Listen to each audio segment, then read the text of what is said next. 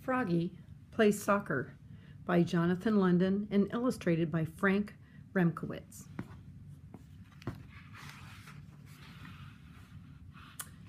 Froggy plays soccer.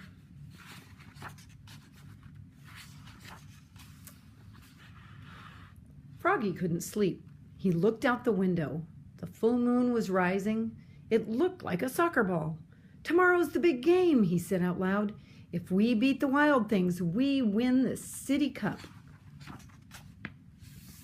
In the morning, Froggy was bursting to go. He pulled on his underwear, zap, tugged on his soccer shorts, zip, snapped on his shin guards, snap, wiggled on his soccer shirt, zlim, and pulled on his soccer socks, zoop, and put on his cleats, zoop, zoop.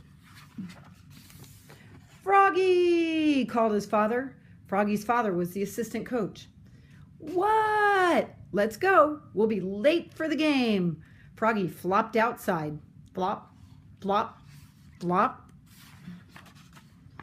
"Remember," said Froggy's dad, "only the goalie can catch the ball, and you're not the goalie.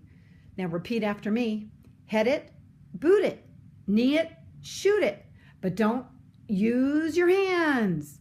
Froggy sang, "Head it, boot it, knee it, shoot it, but don't use your hands," all the way to the soccer field.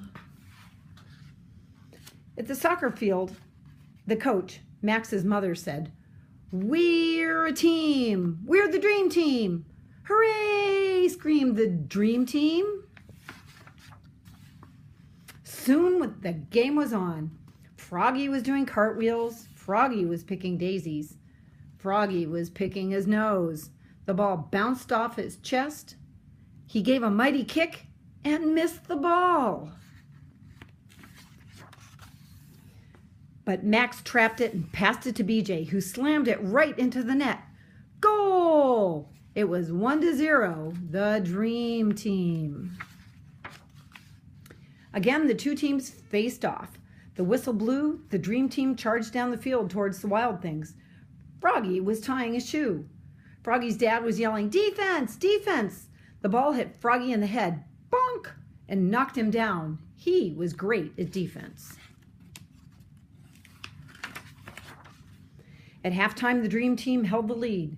"Now remember," said Froggy's dad, and they all chanted together, "Head it, boot it, knee it, shoot it, but don't use your hands." The whistle blew. That second half started. A fly circled by.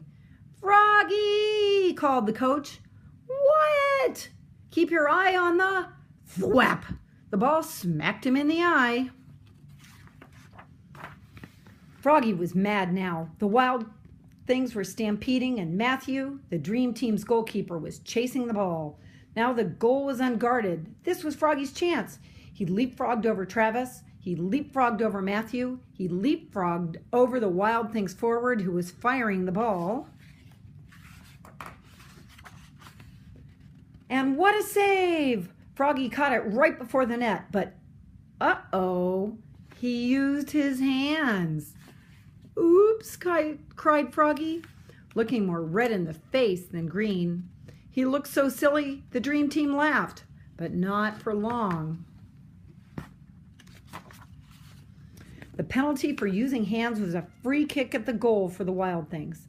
The Wild Things star forwarded, kicked, and scored. Now it was a tied game, but it wasn't over yet.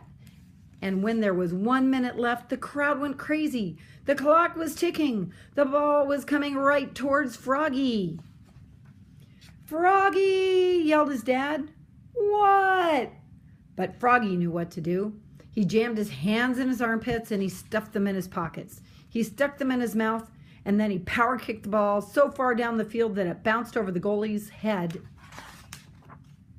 and smack into the goal. Yes! The dream team had won the City Cup. They shouted and danced, and Froggy sang, "Head it, boot it, knee it, shoot it, but don't use your hands." Except to slap high fives. Slap, slap, slap, slap. And that's the end of Froggy Plays Soccer.